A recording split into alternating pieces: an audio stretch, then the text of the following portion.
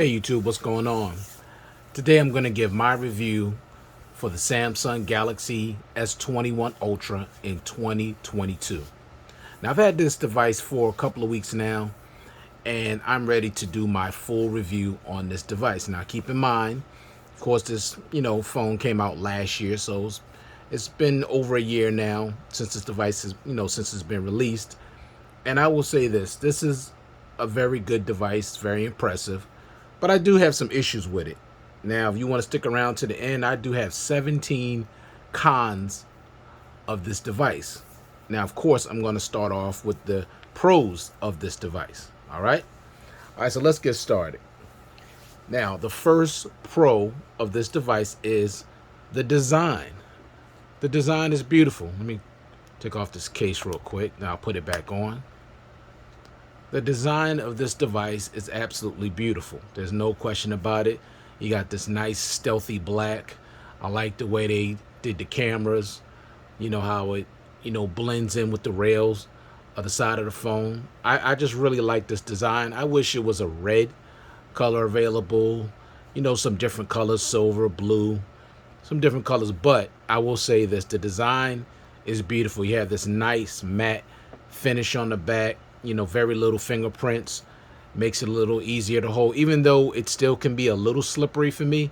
Only reason why my hands, when they get dry, is just everything gets slippery for me. So unless the phone has really, a real grippy material, it's going to be hard for me to hold on to the device. But I will say, as far as design, it's a beautiful design, and I love it.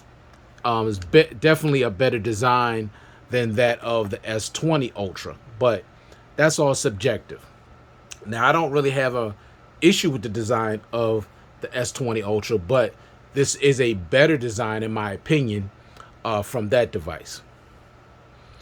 Next, let's talk about the build quality. You got Gorilla Glass Victus on the front and the back, so I like the build quality.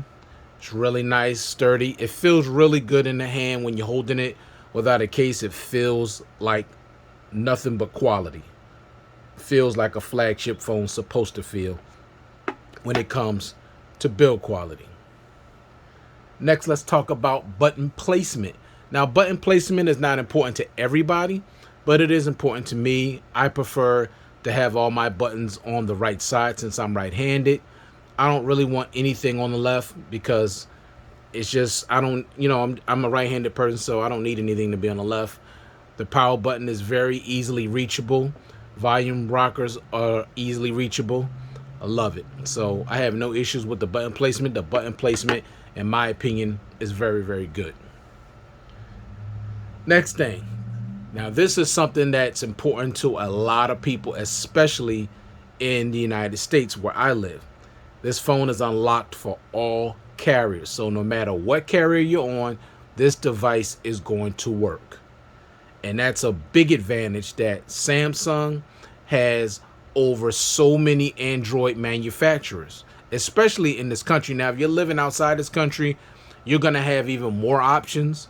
But for us, we're kind of restricted to certain devices that'll work here due to, of course, it could be some politics or some other things that's going on, but some things is definitely political. But Samsung has a big advantage right now because they're probably they are the biggest Android maker out there right now that's in this country that you can use their device on any carrier. And I wish more of these other Chinese companies would somehow make it so their devices are available for more carriers in our country, because I would really prefer to use them as opposed to just Samsung, because some of their devices are better than Samsung devices. I know that because I have quite a few of them that I've used that if they're not better, they're just as good. But some are better. All right, next let's talk about the always on display.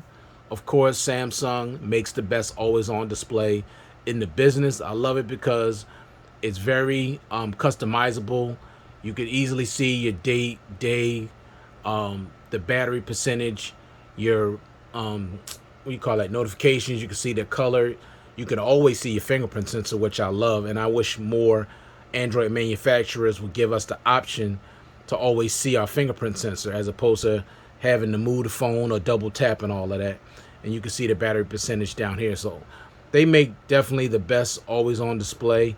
And also, when you do tap this and you tap up here, you get these widgets, which gives you more options when it comes to the always on display. So Samsung makes the best always on display in the business, and I love their always on display, and that's a must for me.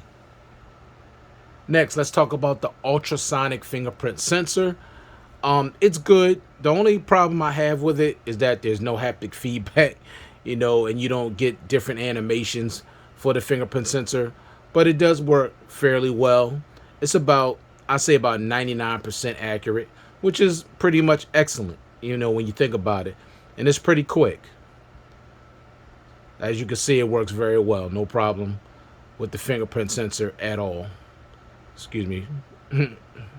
So I got no problem with the ultrasonic fingerprint sensor, and it's very secure. Next, let's talk about face unlock. Now, face unlock on Samsung devices are iffy. Sometimes they read my face, sometimes they don't. And this is when I'm not even having anything, like no glasses, nothing's different to my face. It's just that sometimes it'll read it, sometimes it doesn't. I'm glad it has face unlock because, unfortunately with LG and their phones, and as much as I love their phones, I hate the fact that it has no face unlock. And also with Google, with their new Pixel 6 Pro and Pixel 6, no face unlock, which makes no sense to me, especially those devices being flagship devices. Makes no sense to me why something that basic, is not on a flagship phone. But at least it does have the face unlock, and it's okay. I'll say that for me. Maybe some of you out there, it works a lot better for them, but for me, it's okay. But I'm glad it's on there. Now, let's talk about the granddaddy of them all, in my opinion, is the display. 6.8-inch Quad HD Plus dynamic AMOLED display with HDR10 Plus, 515 pixels per square inch, and 120 hertz refresh rate, and 1500 nits peak brightness. This display is beautiful.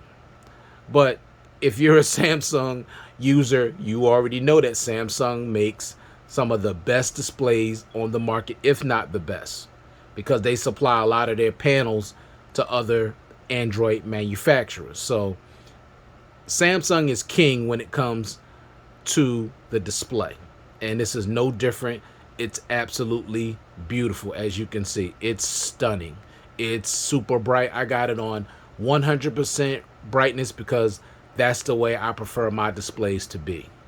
This by far is my favorite part of any device, is the display. If the display is beautiful, then you pretty much suck me in, but the performance got to match too. Now, if the display is beautiful and the performance is terrible, I can't keep the phone. But having a beautiful display matters a whole lot. I cannot tolerate what do you call them, those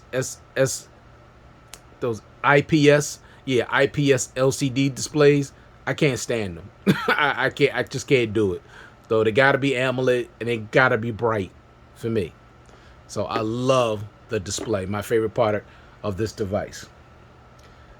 Next, let's talk about the dual stereo speakers. They have really good they have really good sound quality, but they're okay. I have other devices, the speakers are way better and they're louder, but these are pretty good. And I'm sure, many of you that have seen many videos on the S21 Ultra know that the speakers are decent. They're not knocking my socks off. They're just not. I have the Redmi Note 11 Pro that destroys the speakers of this phone easily. And if y'all want, depending on if you want to put it, let me know down in the comments. I'll do a comparison. Now, that's a budget phone, but it has JBL dual stereo speakers, and they're destroying the speakers on this flagship device easily. And I mean easily. Even the LG V60 speakers are better than the speakers on this phone. And I'll be doing a comparison between those two phones really, really soon. So these speakers are good. They're okay, but they're not awesome. They're not great, in my opinion. All right, next. Let's talk about the battery life. Now, you're getting a 5,000 milliamp hour battery. And I will say the battery life is impressive. Why? Because I was able to get a day and a half with this device. Now, the reason why that's impressive to me, like I said, 100% brightness, quad HD resolution, 100% brightness, getting all my notifications, everything in real time. I'm using this phone at max, maximum capacity. I don't have time to be using, tips and tricks and all. No. You're going to pay this much for a phone. You want to use it at its max, to me. Now, some people don't like their phone this bright. And I don't have a problem with that. Everybody's eyes is different. Everybody has, things they like and things they don't like. But for me, I'm using this at max. I use my phone really heavy. I use Spotify a lot. I watch a lot of YouTube videos. I watch a lot of regular videos. And like I said, I push this phone really hard. I'm using the always on display at 100% brightness. So I use my phone really hard. And I get at least 500 notifications every day, if not more. And I'm getting a day and a half. So that's impressive to me. So battery life on this phone is really, really good. It's excellent in my opinion. Next, let's talk about RAM management. So you're getting 12 gigs of RAM, and I will always say, and I've been saying for years now, Samsung's RAM management on their phones are excellent. I have no issues with the RAM management. You're getting plenty of RAM at 12 gigs. So if you're playing games or whatever you're doing, it's going to hold the apps open in the background without having to refresh. And it can hold apps for days. At least that's been my experience. Next, let's talk about IP68 water and dust resistance. Another thing that I really like, because I don't have to worry about my phone being damaged due to water. And some of you may have a lifestyle where you're around water a lot. And it's nice to know that you have a device that if it gets wet, as long as it's not more than 5 feet of water for 30 minutes, your phone will be fine. So if you get caught outside in a rainstorm, you're good to go. You drop it in the sink, you drop it in the toilet, you drop it in the shower, you're going to be fine. So it's good that it has that certification. It gives you an extra peace of mind. Next, let's talk about performance. Now, it has a Snapdragon 888, and the performance on this phone is great. No problems with performance. Everything opens up pretty quickly and pretty smoothly. No problems with that.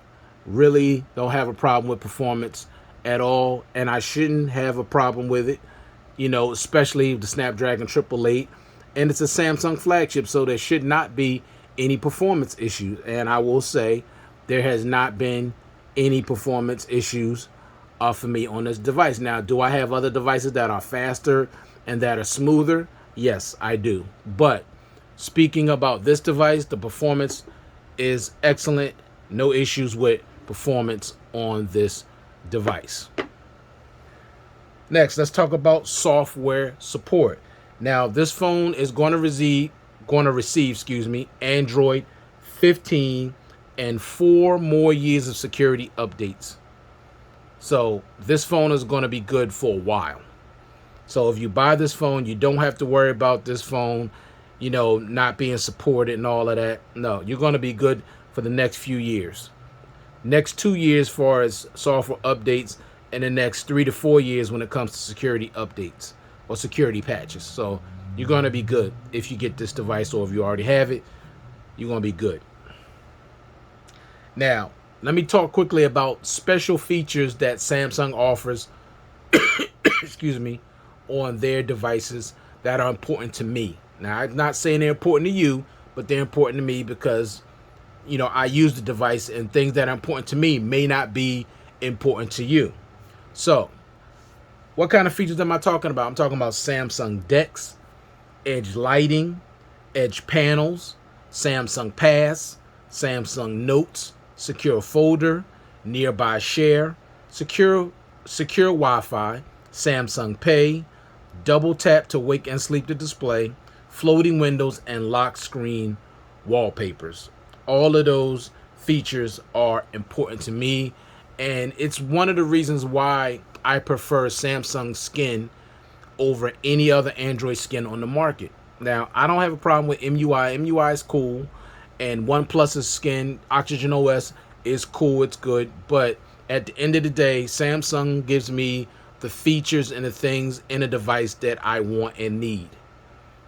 Like I like those other two skins I just mentioned, but this is number one. This is why I'll always have a Samsung device. It may not be necessarily one of their newer devices, because their newer devices don't have some of the things that I prefer and some of the things that I need, but I will always have a Samsung device because there's certain things that I need when it comes to features that I have to have a Samsung device.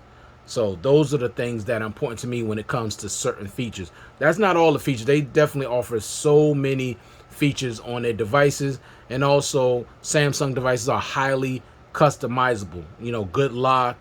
There's so many ways to constantly customize your phone and have it be like you want it to be and not like anybody else's device. This is why I've always, not always, but for the most part since I've been dealing with smartphones, why I've always preferred Android devices over Apple, because Apple is one size fits all. You can't change this, you can't change that. I need freedom. When I was using an Apple device, I felt like I was locked in jail and I couldn't do anything with my device. So when it comes to Android, I love Android because you have a lot of freedom.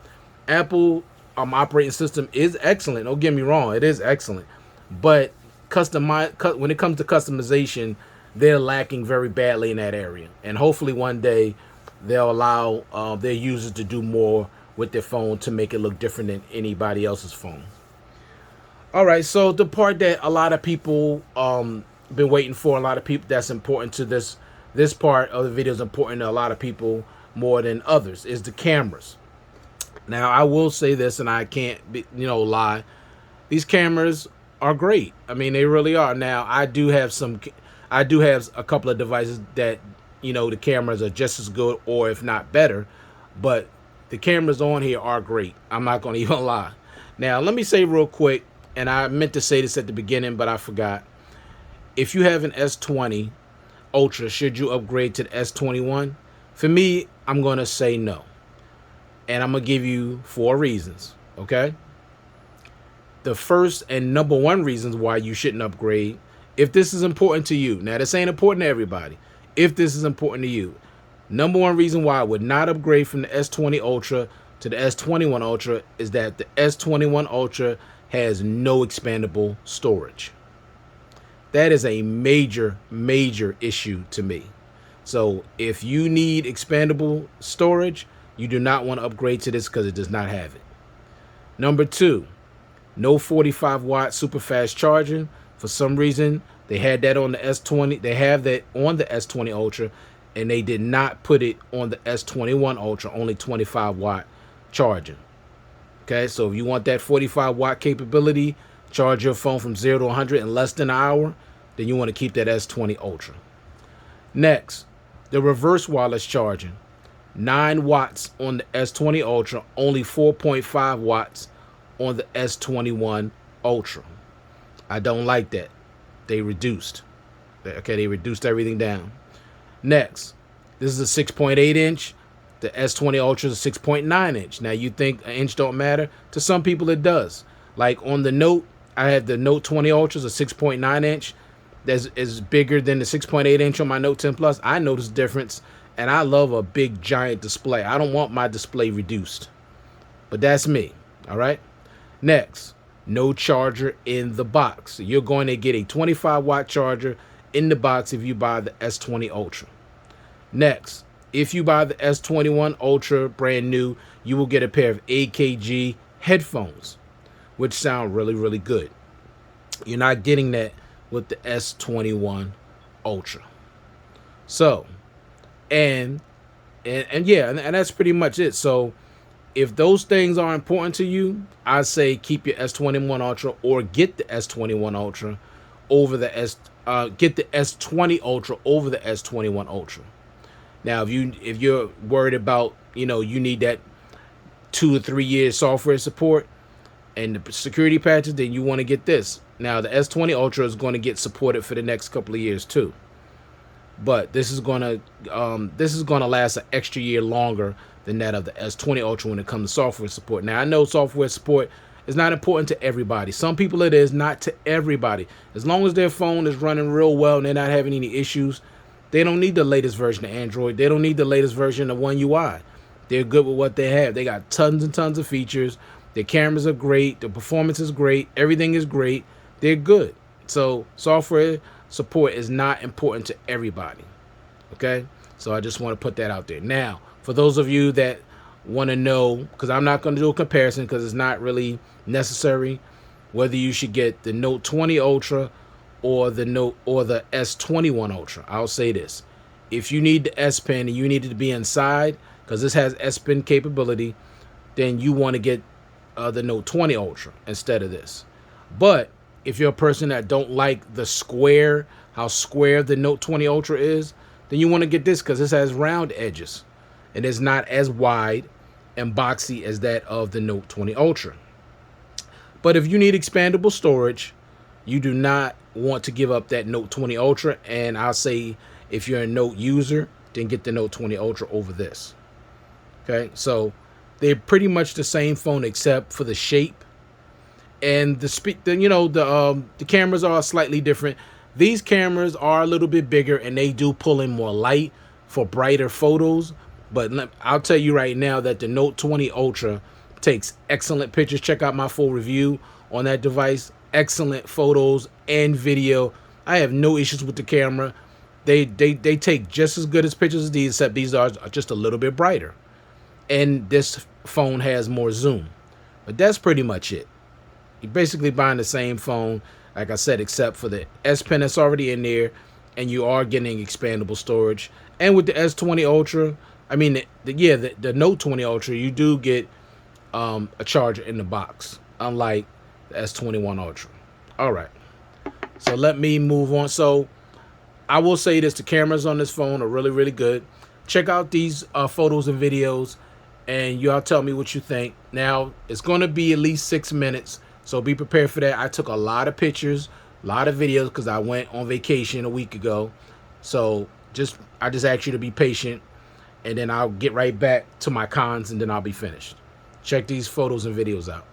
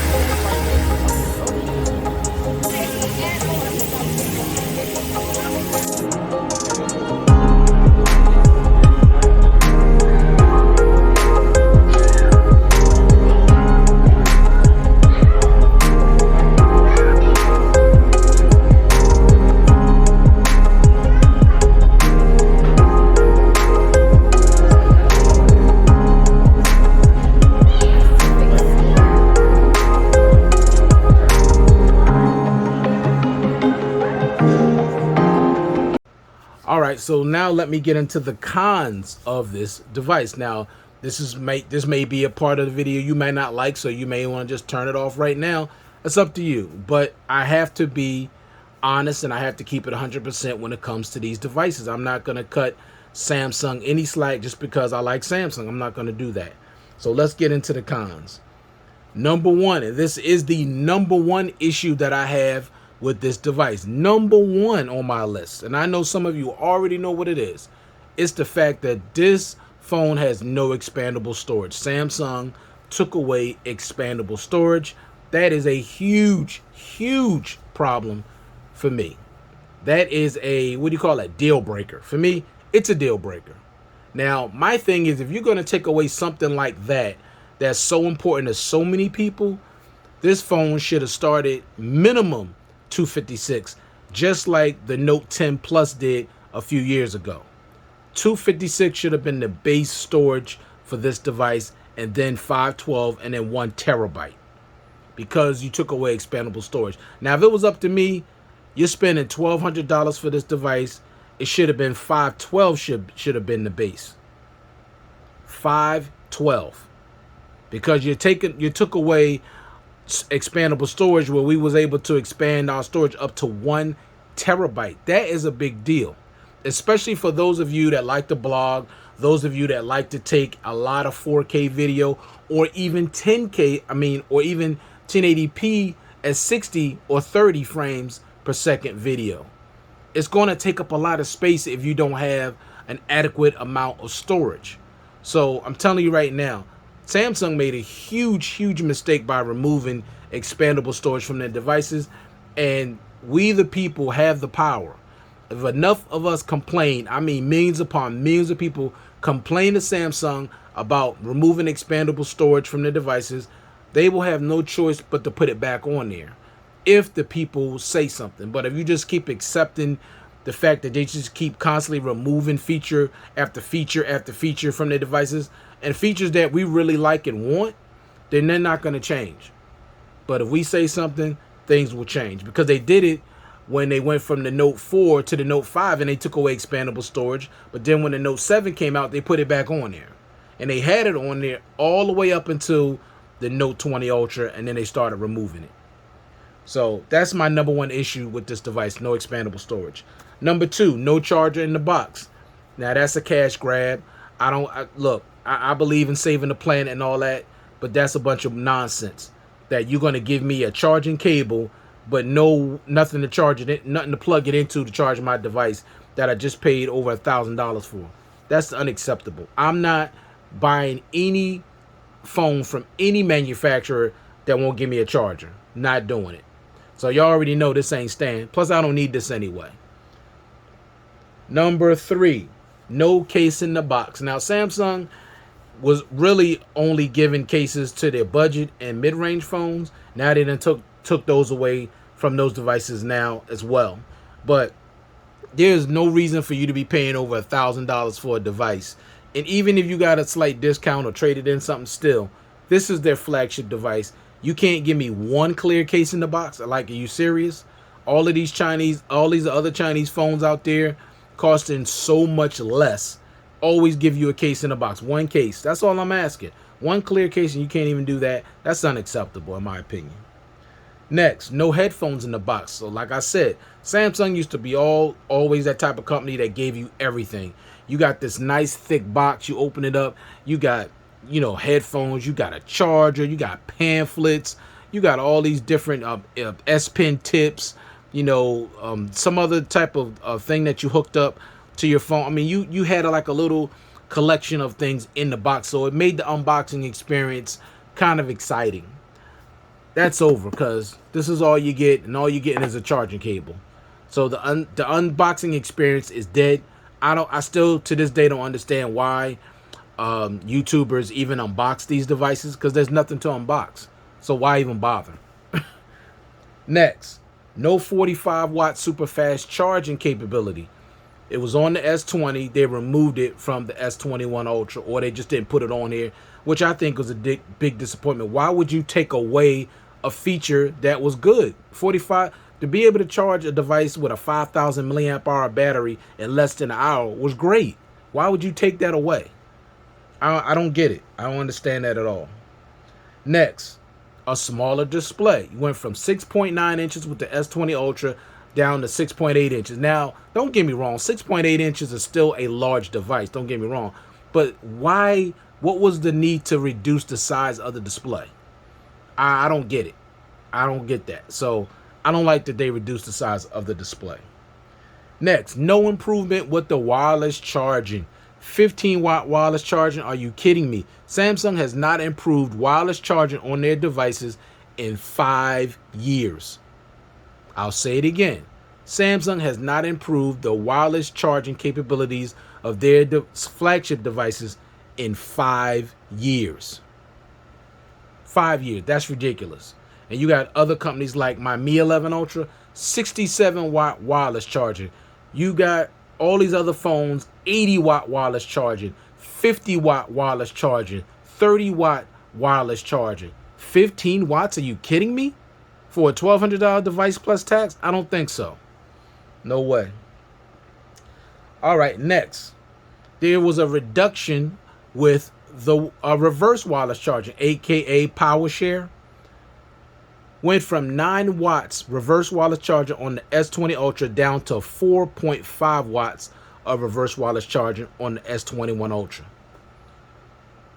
I mean, this name doesn't fit with basically the things that I'm saying that this don't have. It just doesn't. This is not an Ultra device. It's just not. Now, it has an Ultra camera. I'll give it that. Okay? But it's not an Ultra device overall. It's just not. Not in my opinion. All right, next. No S Pen in the box. So it has S Pen capabilities. And this is the first time that a S series device from Samsung was able to use the S Pen.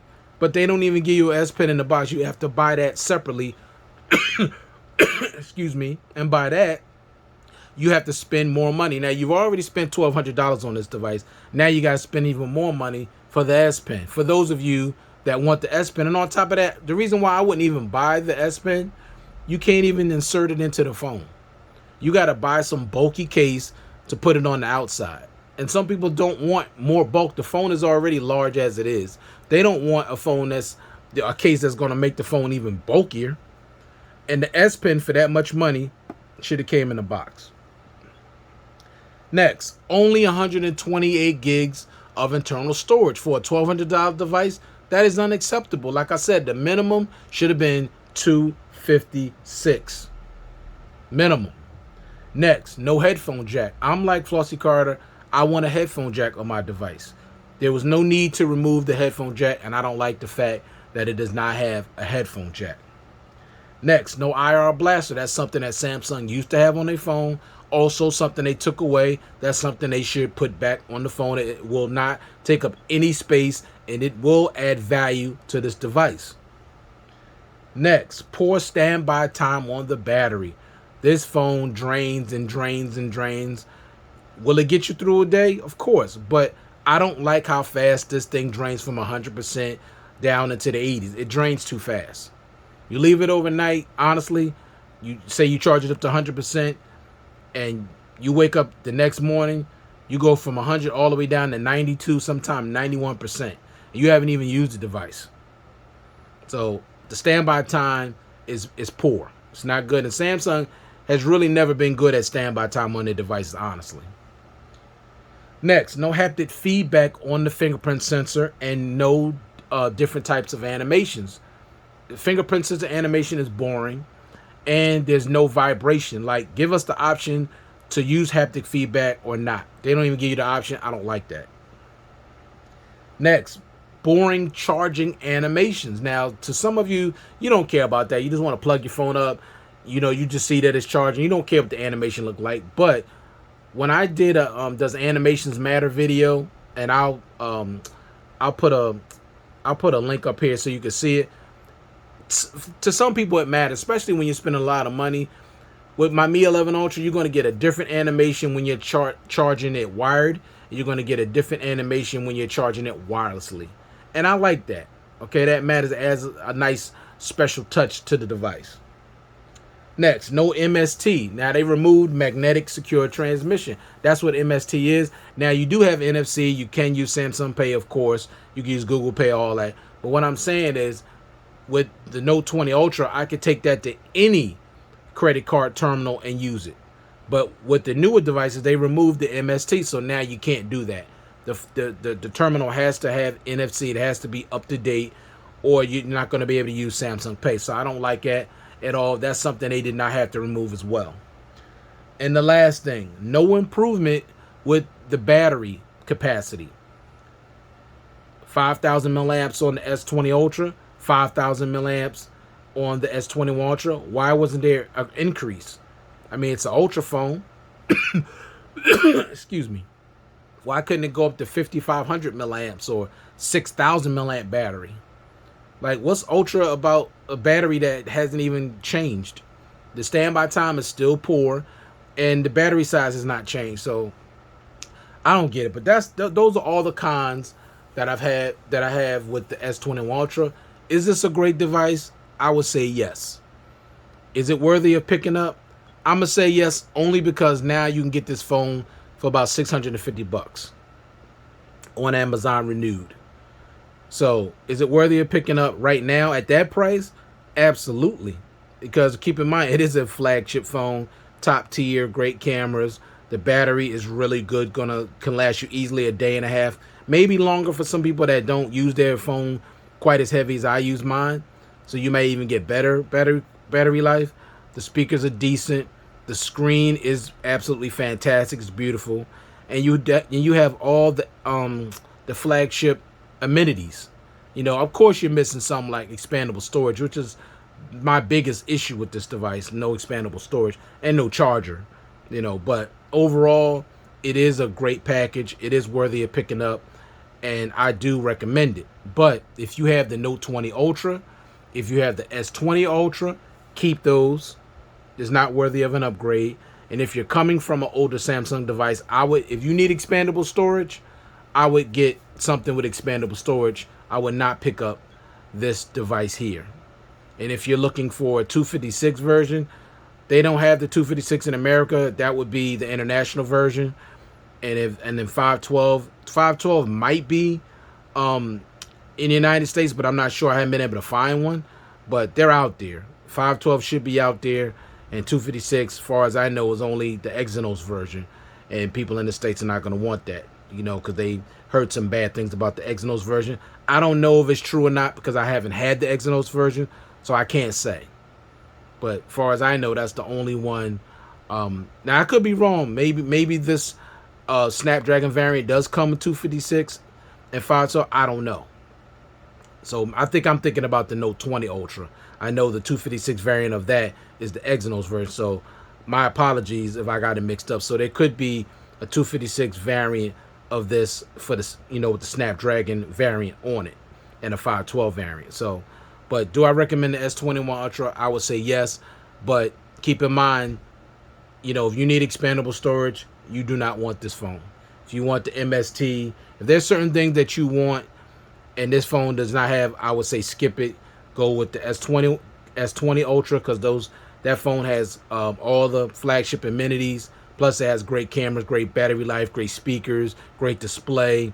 It has all the things that this phone has, except it also has expandable storage. You also get headphones. You also get a charger in the box, unlike this device. Only thing that I really like about this device over that of the S20 Ultra is the design. That's about it. That's it. Everything else, I like the S20 Ultra better, in my opinion. So thank you for taking the time to view this content. I'm sorry this video took so long, but I try to give you guys as much information as I can when it comes to these devices. I'm just not a 10-minute video type of guy when it comes to a full review. So I do apologize for the length. Thank you all very much for taking the time to view this content. I do appreciate it. And I will be doing a comparison with this device against the LG V60, the Mi 11 Ultra, and the OnePlus 8 Pro. So stand by for those videos. Check you guys out in the next one. Peace.